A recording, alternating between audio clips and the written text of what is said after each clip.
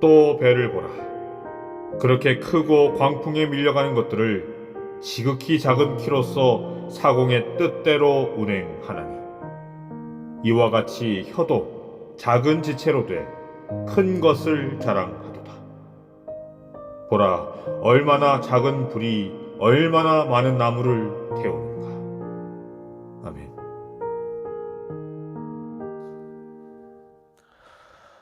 네, 성도 여러분, 안녕하십니까? 네, 최근에 저녁 시간 예배 시간마다 이제 박성하 목사님의 성령의 열매 시리즈 말씀으로 함께 은혜를 나누고 있었는데요.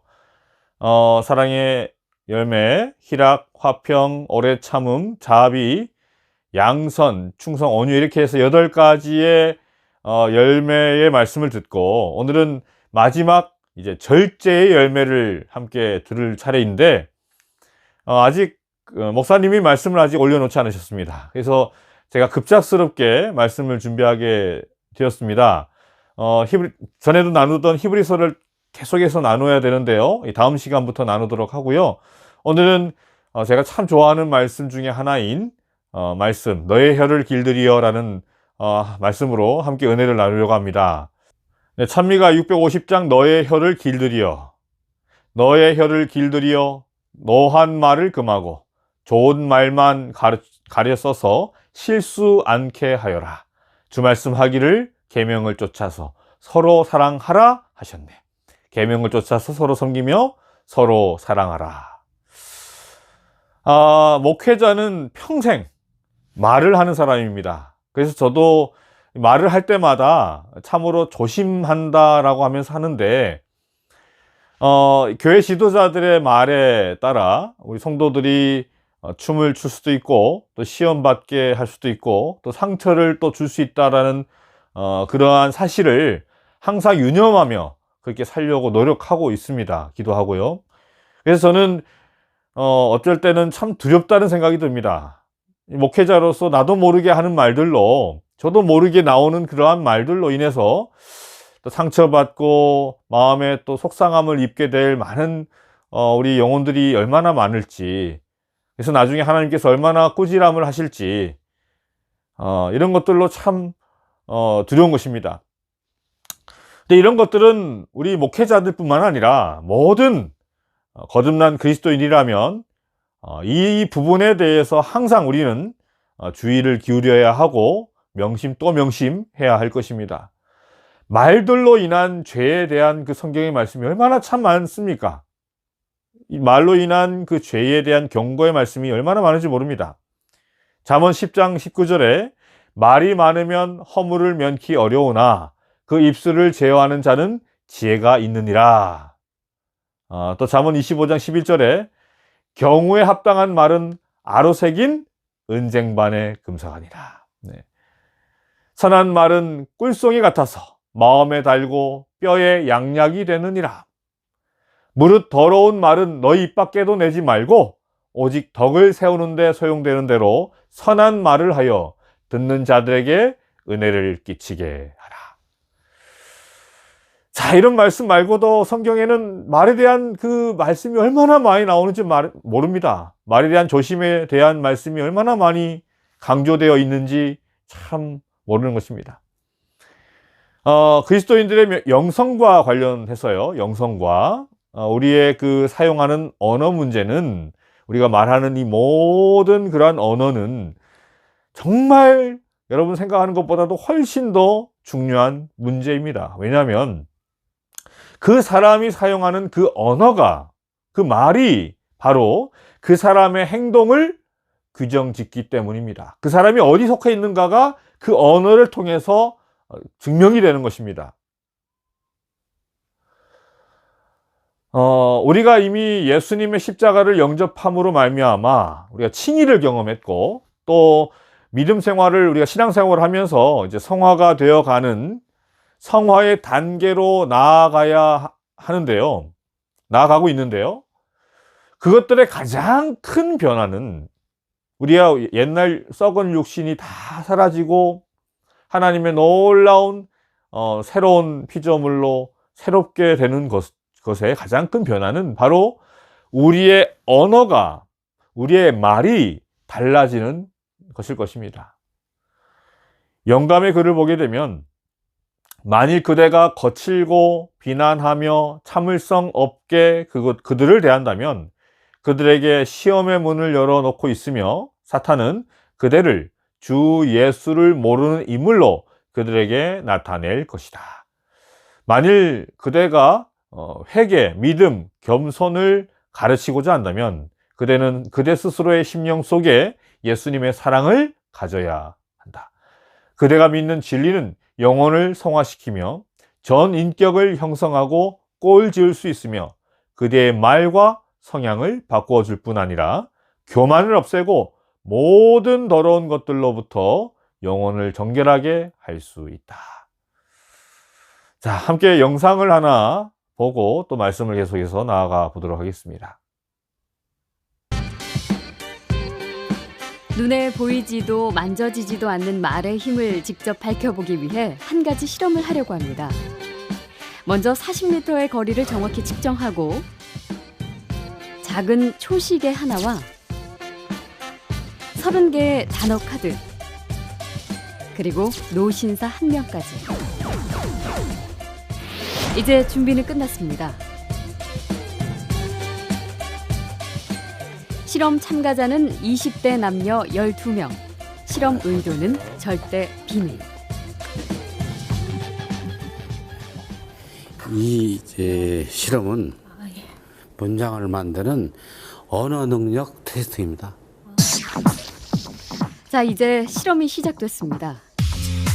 봉투 안엔 모두 30개의 단어 카드가 들어있습니다.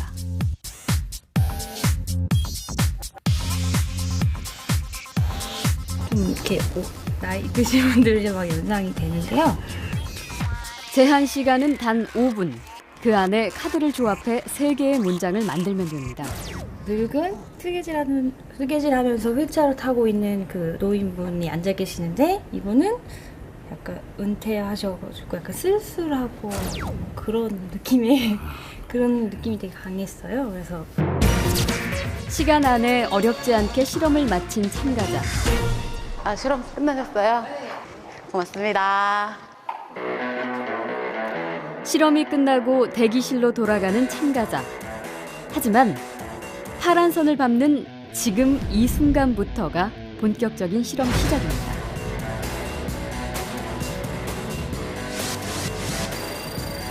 긴장이 풀어졌기 때문일까요? 느슨한 걸음으로 돌아가는데요. 사실 40m를 걸어가는 동안 제작팀은 몰래 숨어서 시간을 재고 있었습니다. 그리고 꼼꼼하게 기록을 합니다.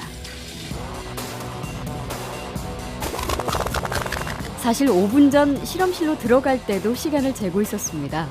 실험 전과 후 어떤 변화가 생겼는지 눈치채셨나요?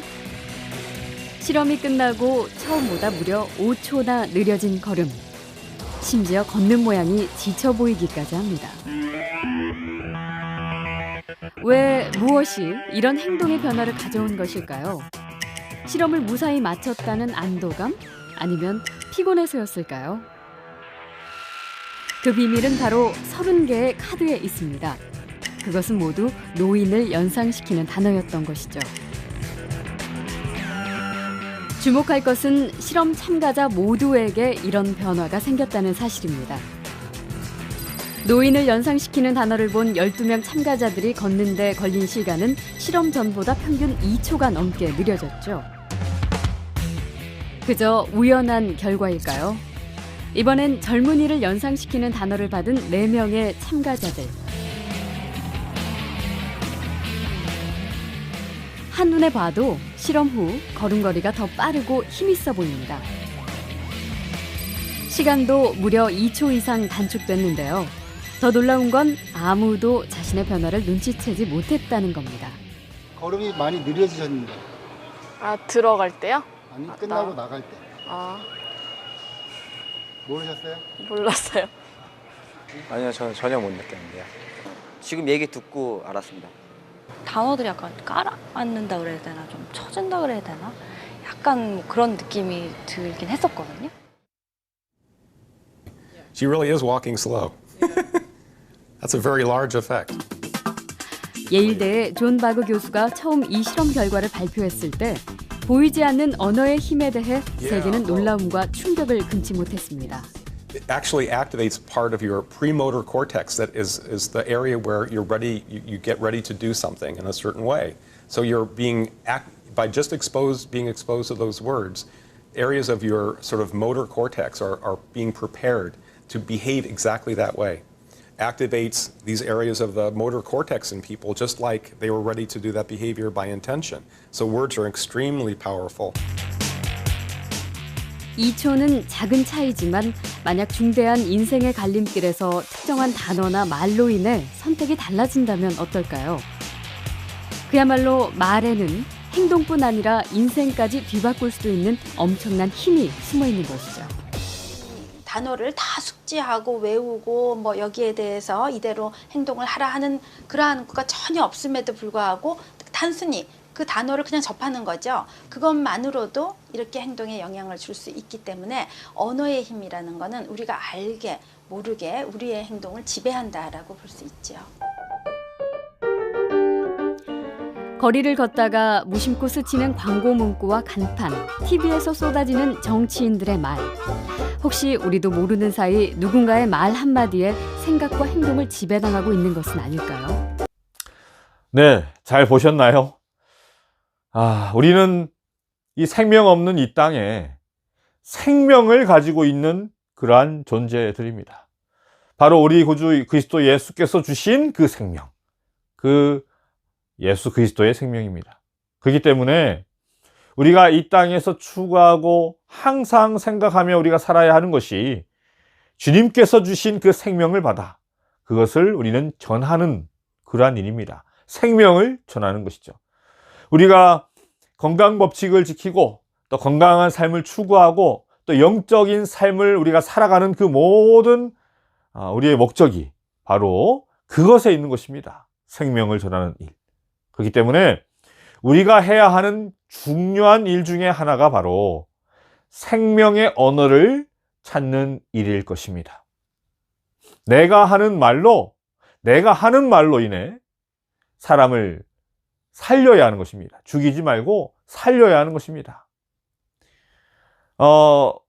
우리 아이들이 이제 어디서 들어왔는지 우리 부모들은 잘 사용하지 않는 말들을 많이 합니다. 그래서 참 어쩔 때 그들이 사용하는 말들을 보면서 참 속상할 때가 참 많이 있습니다. 어디서 저런 말을 배워왔을까? 왜 자꾸 죽이는 말을 할까? 사람을 살리는 말을 해야 하는데. 그래서 그런 얘기로 자꾸 해서 이제 반복해서 말을 해주고 있는데요. 참으로 사람을 살리는 언어를 하는 우리 아이들이 참 되었으면 참 좋겠다라는 아빠로서의 바람이 있습니다. 유대계 신학자인 마틴 부버라는 사람이 인간관계의 두 유형을 이렇게 나누었습니다. 하나는 나, 그것입니다. 나와 그것. 그리고 또 하나는 나와 너. 나와 너. 첫 번째는 나, 그것. 두 번째는 나, 너. 나, 그것은요. 상대방의 그 존재를 어떤 기능적인 어떤 것으로 여긴다는 것입니다. 그래서 이때 그 상대방은 언제든지 다른 대상으로 대체될 수 있는 것이고요. 나의 목적을 위한 도구로서만 유용한 것입니다. 나의 목적을 위한 도구. 그러나 그 반대로 나와 너는 인격적인 관계입니다. 무엇으로도 절대로 대체될 수 없는 유일한 나와 역시 대체 불가한 너. 그러니까 나와 너가 신뢰 속에서 존재한다라는 것이죠. 나와 너의 관계는 온 존재를 기울이는 관계이고 너를 나의 의도에 따라 판단하지 않는다라는 것입니다. 자, 그러니까 나와 너의 관계는 사랑의 관계이고요. 그리고 첫 번째 얘기했던 나와 그것의 관계는 쓸모의 관계인 거죠. 쓸모의 관계. 우리 하나님의 자녀들과의 관계는 여러분 어떤 관계일까요? 우리 모든 성도님들과의 관계는 어떤 관계여야 돼야 되겠습니까? 다른 말 없죠. 사랑의 관계가 아니겠습니까? 사랑의 관계. 우리가 살고 있는 이 세상은 온갖 죽음의 언어가 판을 치는 세상입니다. 사람 죽이는 언어, 사망의 언어. 그러나 우리가 속해 있는 이 하나님의 교회는 생명의 언어가 있는 곳, 사람을 살리는 언어가 살아 숨쉬는 곳이 되어야 할 줄로 저는 확신합니다. 믿습니다. 이 세상에는 두 가지의 혀가 있습니다. 하나는 살리는 혀입니다. 베드로의 혀는요, 수천의 사람을 살리는 혀였습니다. 또 바울의 혀는 아시아, 유럽, 로마에 복음의 불을 붙인 그러한 혀였습니다. 또한 우리 예수님의 혀는 다 이루었다라는 그 말씀으로 죄인이 죽을 수밖에 없던 우리에게 우리의 그 모든 죄의 값을 다 치른 생명의 혀이셨습니다. 자, 또 하나는 죽이는 혀입니다.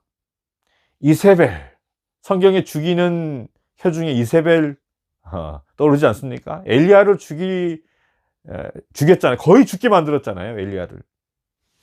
또 도액이라는 사람이 떠오릅니다. 사무엘상에 보면 도액이라는 사람이 나오죠. 사울을 피해서 도피하던 그 다윗이 제사장 아히멜렉에게 도움을 받고 이제 골리앗의 검을 가지고 이제 갔는데, 그걸 누구한테 이 도액이라는 사람이 가서 일러 바칩니까? 네, 사울에게 이제 일러 바치죠. 그로 인해서 어떤 결과가 일어나게 됩니까? 예, 제사장 아히멜렉의 일가 85명과 또 그 죄 없는 높 주민들이 사울에게 학살을 당하게 되는 참 끔찍한 일들이 일어나게 되죠. 우리가 살고 있는 이 세상은 온갖 사망의 언어가 판을 치는 세상이라고 말씀드렸는데요. 우리가 그 영향을 받아서 아무런 의식 없이 내뱉는 그 사망의 언어, 죽음의 언어에는 여러분, 우리 가운데 어떤 것이 또 있을까요? 어떤 말들이 있겠습니까? 첫 번째는 비꼬는 말일 것입니다. 비꼬는 말. 예를 들어서, 아이고, 그래, 한번 잘해봐라. 그래가지고 잘도 하겠다. 우리 부모들이 자녀들에게 하는 말이잖아요. 이게 자녀를 위한 말이 아니라, 자녀의 어떤 습관을 고치는 말이 아니라 자녀를 죽이는 말이랍니다. 자, 또 두 번째는 비난의 말입니다. 비난의 말. 내가 잘못해서 이렇게 된 거야. 아이고, 그럴 줄 알았다, 내가. 내가 그렇게 될 줄 알았어. 네. 그리고 세 번째는 무시하는 말입니다. 무시하는 말. 내가 뭘 한다고 그러냐. 또 네 번째는 책임을 전가하는 말. 너 때문에 이렇게 되었어. 다 이게 너 책임이야. 여러분 어떻습니까? 저도 지금 말하면서 참 찔리는 부분이 많이 있거든요. 우리가 참 살면서 자주 사용하게 되는 말입니다.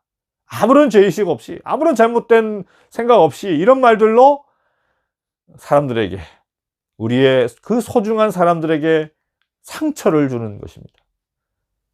자, 그렇다면 우리가 찾고, 우리가 발견하고, 우리가 이제는 사용해야 하는 그 사람을 살리는 언어, 생명의 언어는 무엇이 있을까요? 상대의 상대의 화를 가라앉히는 말. 우리가 참으로 하기 어려운 말 중에 하나가 뭐냐면, 미안하다는 말이 아닐까 싶습니다. 버스에서 남의 발을 밟게 되면 외국 사람들은 sorry 하는 말로 이제 자연스럽게 넘어간다고 하는데, 근데 우리나라 사람들은 죄송합니다 라는 말 대신에 그냥 단지 이제 미안합니다, 죄송합니다 말하지 않고 우리나라 사람들은 뭐 어떻게 하는지 아십니까? 그냥 씩 웃는다고 합니다. 예. 또 화해와 평화를 부르는 말. 내가 잘못했어. 이거 왜 이렇게 이런 말을 참 하기 어렵습니다. 왜 이렇게 나의 잘못을 인정하는 그게 참 어려운지 모르겠어요. 자, 그리고 여자의 존재감을 쑥쑥 키워주는 말이 있어요. 참 아름답습니다. 예. 또 남자의 기분을 업시켜주는 말 뭐예요? 예. 당신 참 멋있어요. 아우, 멋있어요. 그리고 또 상대의 능력을 200% 이끌어내는 말이 있습니다. 나 당신을 믿는다. 당신을 믿어요.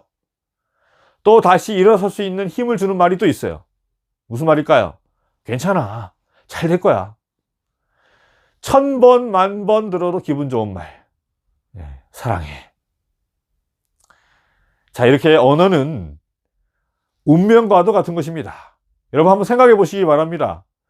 성경에서 가나안을 점탐했던 정탐꾼들은 다 그들이 한 말 그대로 이루어졌습니다. 가나안 땅에 들어갈 수 있다라고 한 사람은 정말로 가나안 땅에 들어갔고요. 절대 못 들어간다. 아유, 우리는 메뚜기다. 난 절대로 우리 못 들어간다. 절대로 그 가나안 땅을 우리는 점령할 수 없다. 우린 다 죽었다. 라고 했던 사람들은 정말로 죽었습니다. 한 사람도 못 들어갔습니다. 이 세상에서 가장 생명의 언어를 잘 사용하신 분이 누구실까요? 생명의 언어를 잘 사용하신 분. 네, 바로 우리 예수 그리스도이십니다.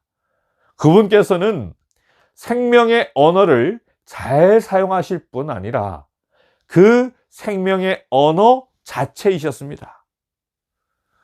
진실로 진실로 너에게 이르노니 죽은 자들이 하나님의 아들의 음성을 들을 때가 오나니 곧 이때라. 듣는 자는 살아나리라. 그분의 음성을 들으면 죽은 자가 살아나는 것입니다. 내 교훈은 비처럼 내리고 내 말은 이슬처럼 맺히나니 연한 풀 위에 가는 비 같고 채소 위에 단비 같도다. 그렇게 갈라지는 그 메마른 땅에 단비와 같이 내리는 그 주님의 음성, 우리 예수님의 그 말씀은 메마른 땅에 내리는 이슬과도 같다라고 말씀을 하고 있는 것입니다. 또 주님의 말씀은 주님의 말씀은 상한 심령의 향기 같다라고 선지자는 말을 하는 것입니다. 랍비들의 연설에는 흥미를 느끼지 못하던 무리들이 예수의 가르침에는 마음이 끌렸다. 그들은 예수의 말씀을 이해할 수가 있었으며 그들의 마음은 따뜻해지고 안위를 받았다. 예수의 말씀은 상한 심령의 향기와 같았다.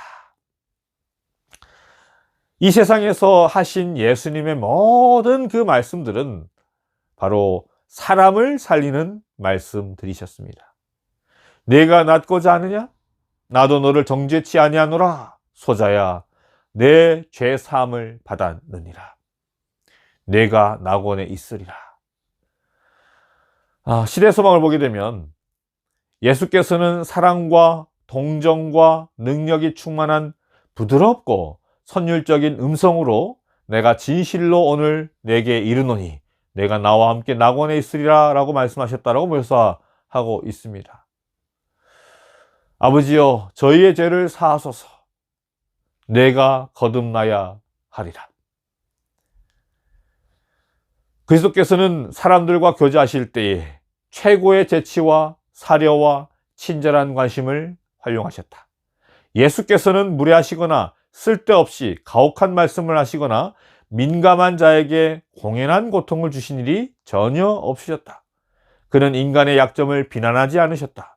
그는 위선과 불신과 죄악을 두려움 없이 견책하셨으나 통렬한 책망을 하시는 그분의 음성에는 눈물이 섞여 있었다. 자, 마지막으로 마태복음 15장 29절에서 30절 말씀을 함께 보도록 하겠습니다. 예수께서 거기서 떠나사 갈릴리 호수에 이르러 산에 올라가 거기 앉으시니 큰 무리가 다리 저는 사람과 장애인과 맹인과 말 못하는 사람과 기타 여럿을 데리고 와서 예수의 발 앞에 앉힘에 거쳐주시니. 자, 여기 주님을 찾아온 병자들을 나열하기를 이렇게 어떻게 나열하고 있습니까? 네, 먼저 다리 저는 사람, 장애인, 맹인, 말 못하는 사람, 기타 여럿 이런 순서로 기록을 하고 있는데요. 참으로 흥미로운 것은 뭐냐면 주님께 고침을 받은 순서는 여기 순서랑 바뀌어져 있습니다. 어떻게 바뀌어져 있습니까? 네, 말 못하는 사람이 말하고 장애인이 온전하게 되고 다리 저는 사람이 걸으며 맹인이 보는 것을 우리가 보고 놀랍게 여겨 이스라엘의 하나님께 영광을 돌리니라. 우연히 이 마태가 기록을 하면서 어쩌다가 이제 이렇게 적었는지는 모르겠지만, 우연히 적었는지 어쩐지 모르겠지만, 여러분 보시면 치료받은 사람들 중에 누가 먼저 등장합니까? 네, 말 못하는 사람이 말한다. 그 다음에 이제 장애인이 온전하게 되고 다리 저는 사람이 걷고 맹인이 이렇게 보는 순서로 이렇게 되어 있는 것입니다. 치유가 필요해서 찾아온 그 수많은 그 문제, 장애를 가지고 온 사람들 중에서, 그 수많은 사람들 중에서 가장 먼저 치유를 받은 사람이 바로 말 못하는 사람들이 입을 열게 되었다라는 것입니다. 오늘날 우리도 입은 벌어지고 입은 열려져 있지만 항상 부정적인 말을 하고 또 상대방을 비난하고 또 부정적인 그러한 말들도 상대방의 어떤 길을 눌러버리는 그러한 사람을 죽이는 언어, 사망의 언어로 길들여져 있는 그 생명의 언어가 닫혀져 있는 우리들에게 치유를 해주시는 분은 바로 예수 그리스도, 오직 그것을 치유하실 분은 예수 그리스도밖에 없다라는 것을 여러분 잊지 마시게 되기를 간절히 바랍니다. 아무쪼록 사망의 언어를 다 여러분 버리시고 생명의 언어로 살아가시길 바랍니다. 사망의 언어를 버리고 생명의 언어로 살아간다는 것, 내 의지로, 내 인격으로, 내 능력으로 절대로 불가능한 것입니다. 이것을 치유받기 위해서는 오직 예수 그리스도라는 백신을 우리가 맞지 않고서는 절대로 이 병에서 치유받을 수가 없는 것입니다. 사망의 언어밖에 할 줄 모르는 이 병, 예수님 앞에 우리의 입술을 가지고 나가야 되는 것입니다. 예수님 앞에 우리의 그 죄된 입을 여러분 가지고 나가시게 되길 바랍니다. 그렇게 되면 우리 주님께서는 우리의 언어를 교정해 주실 것입니다. 고쳐 주실 것입니다. 여러분의 입술을, 여러분의 혀를 주님께 온전히 맡기심으로 주님과 같은 생명의 언어로 사람들에게 위로와 사람들에게 평화와 또 치유를 줄 수 있는 진정한 주의 자녀들이 되시길 바라며 오늘의 말씀을 마치도록 하겠습니다.